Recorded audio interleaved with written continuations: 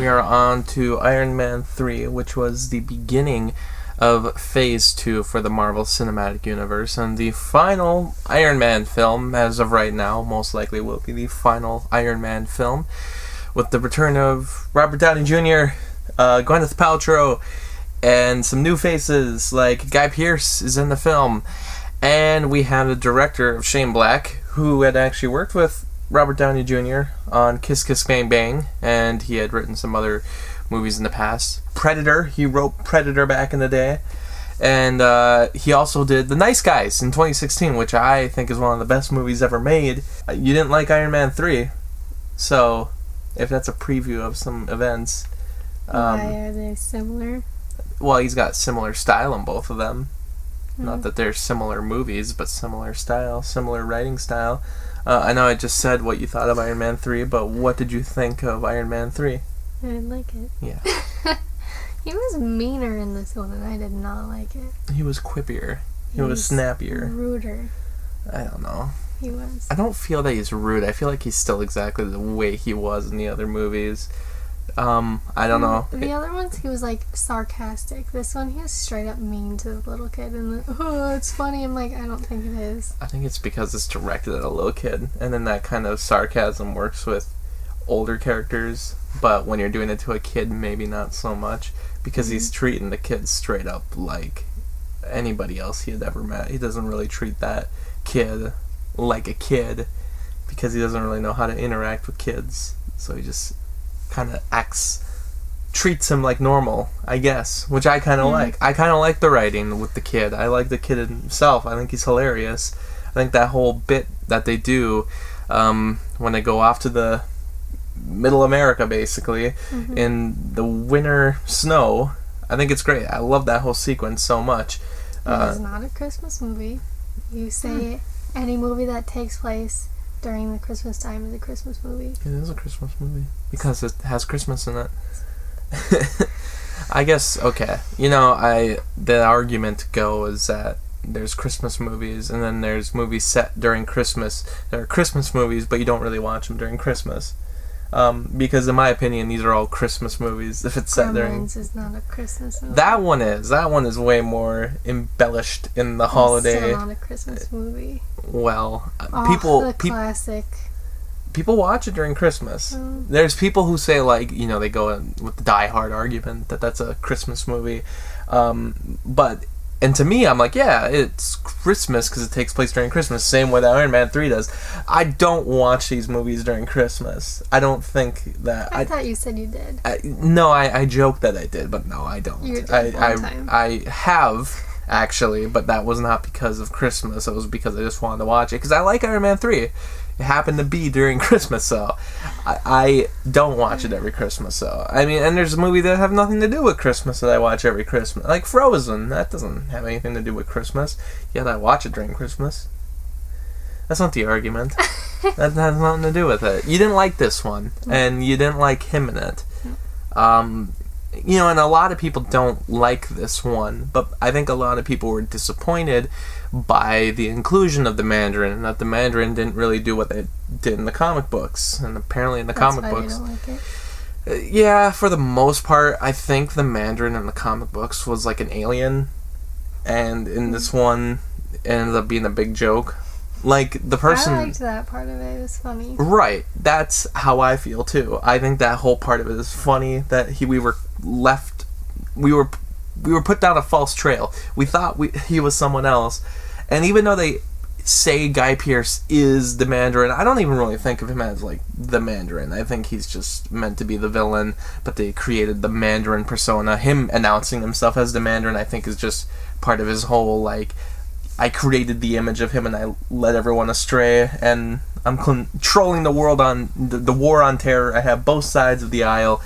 I think that stuff is really interesting, and I love Ben Kingsley playing the Mandarin. I think that whole part is so funny, so outside of what he's done before. I love that, and I think that's kind of where everybody splits about this movie. That's the main thing I remember from it. Is that part. And I think the thing that most people don't like about this one. I feel like there could It be... seems kind of, like, random and, like, not like a Marvel movie. Kind of. This one doesn't? The whole movie? Or just that part? That part. Yeah, because it feels so, like, goofy and out of tone with the other movies, because, like, the other movies haven't really done anything like that, where it's very jokey and very, like, almost like a parody of what's going on. That makes sense. I always felt that it was just, like, a nice change of pace, because the other villains in the other Iron Man movies were pretty disappointing. And not that this one didn't really do anything differently, because every Iron Man movie has had what we think is like the villain, and it's kind of, they have the characteristics of the typical comic book villain, but it's always, there's like a guy in a suit that is really doing it. And it's like, the first movie was Obadiah Stane, the second one was Justin Hammer, but this one, it's Guy Pearce, who,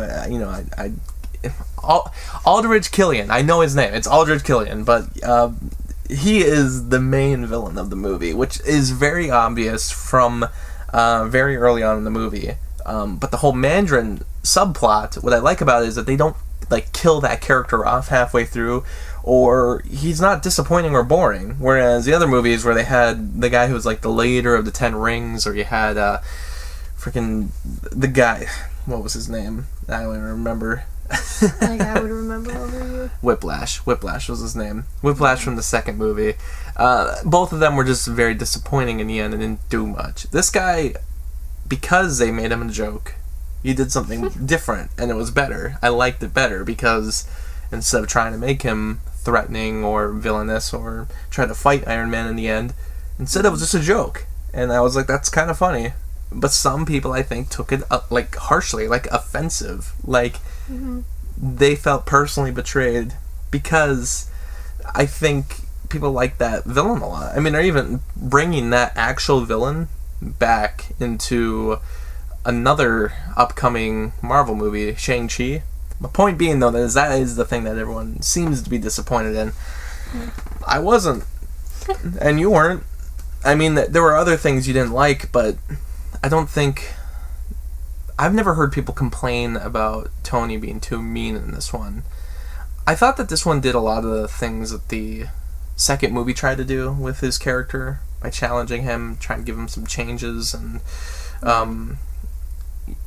just the second movie was him like dying, so he was going nuts about it. This one is pretty much PTSD, but he's still going nuts about it. It's very... trying to cope with it. Right. And it's very similar to the beats that I think they were trying to do in the second one that failed and were messy, whereas this one I thought they actually succeeded in doing it correctly.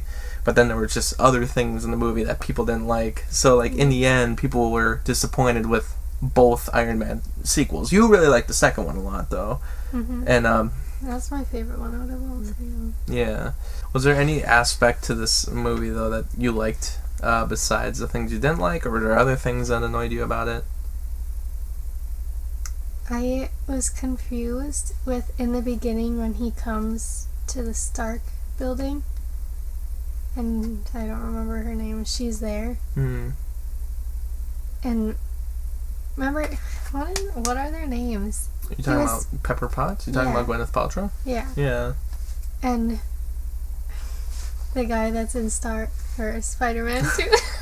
Jon Favreau, Happy? Yeah, he was like recording it. Yeah, he was recording her with Aldrich Killian. I didn't get that because they knew each other before, like...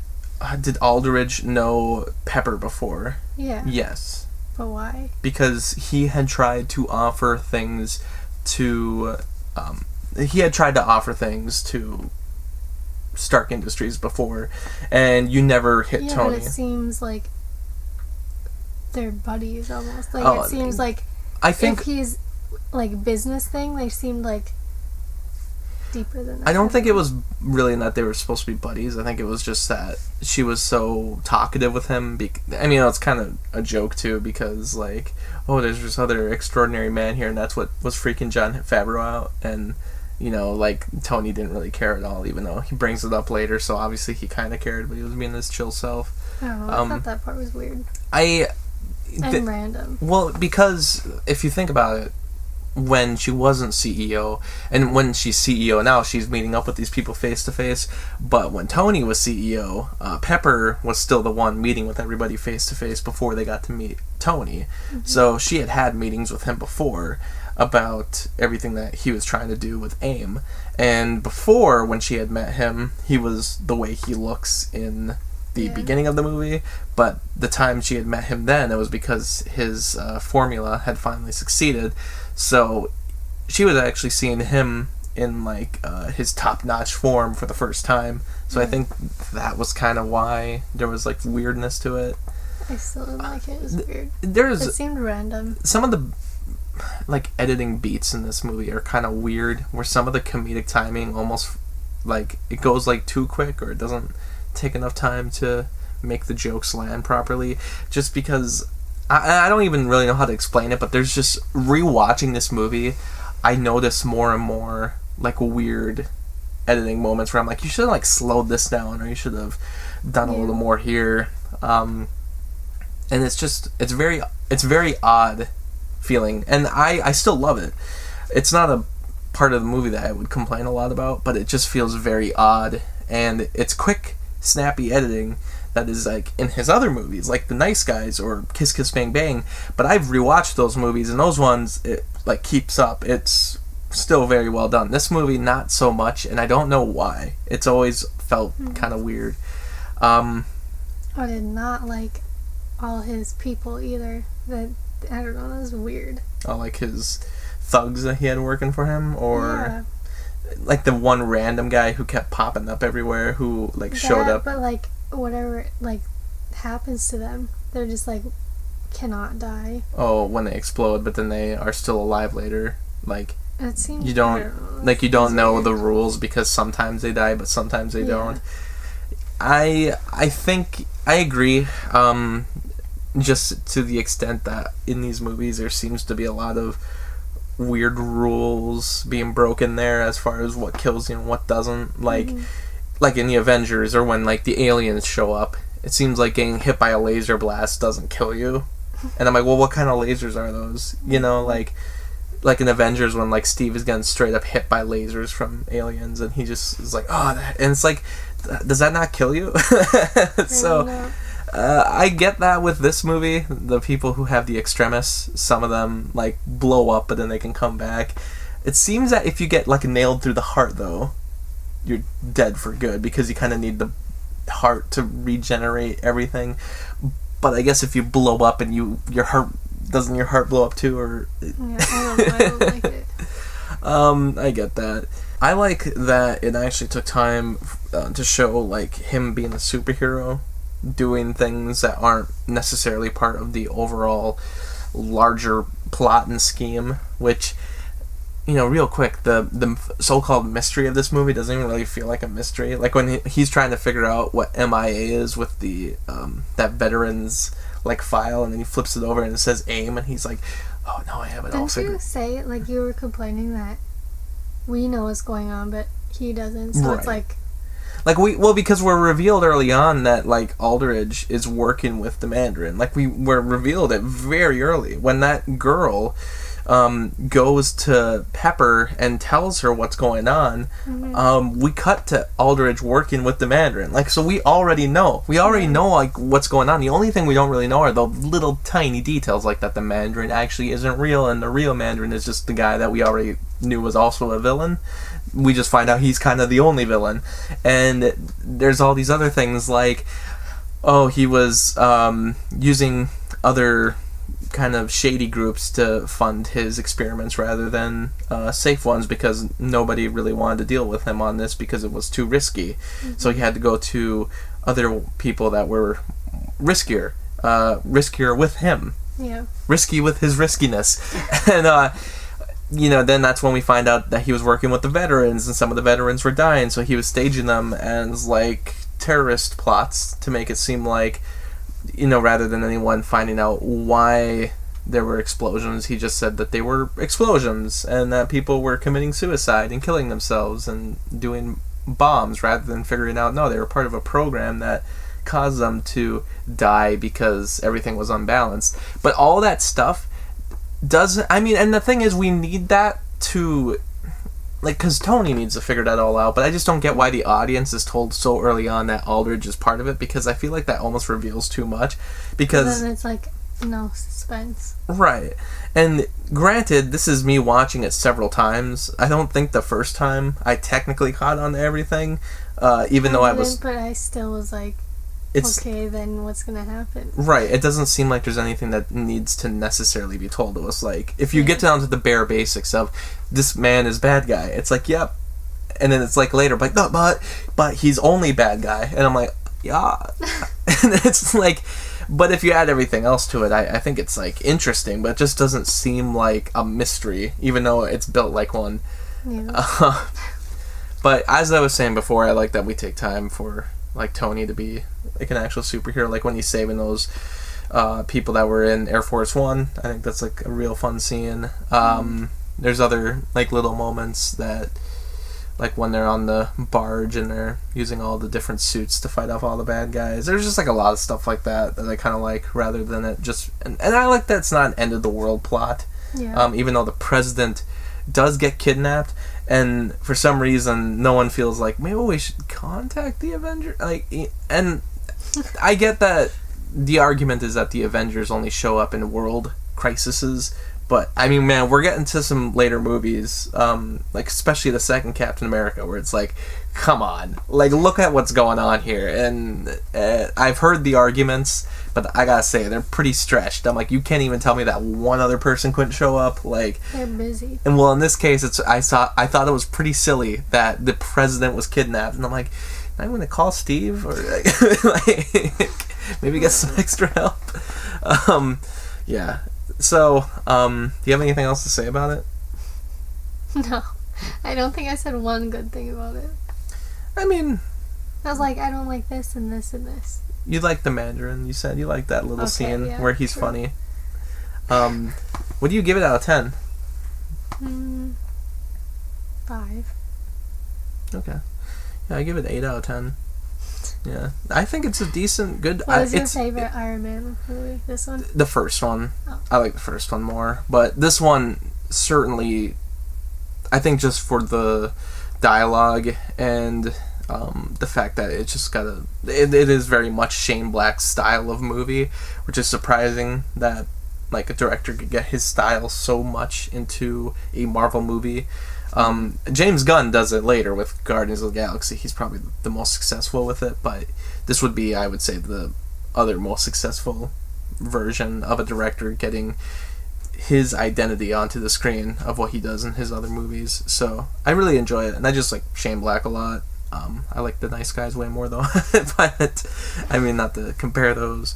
Yeah. But I mean, over time, Iron Man 3, I who knows, but I like it a lot right now, and I never really get sick of it. It's just a fun one to rewatch, I think. But I get everyone's issues with it. You'll never watch it again. Hey, I mean, like, our next Marvel movie that we had to talk about is Thor: The Dark World. So if you're even remember what happened in that movie... I don't, and you're going to be mad at me. No, because honestly, it takes me some time, too. Like, I barely remember what happens when I rewatch that movie. You were all excited. You're like, oh, let's keep watching. We're so behind on filming. I don't remember anything anymore. Well, we'll go over it. We can take notes. It's fine. You remembered this one pretty well, I thought. I'm surprised. Yeah, so there you go. Maybe you liked it. I said it. But keeping in the tradition of threes, for our next episode that Stella recommended for me to watch that I had never watched before, she said I should watch the 80s classic 3 Men and a Baby. So we're going to get to that next. So we hope you stick with us. Thanks for watching. Thanks for watching the video, and special shout out to Anthony, Anna, Kirsten, Lucas, Ryan, and Robert for the support on Patreon. By joining my Patreon, you can get exclusive videos and blogs, and for only $7, you can request your own movie review. I hope you stick around, cinephile, and have a happy, productive day.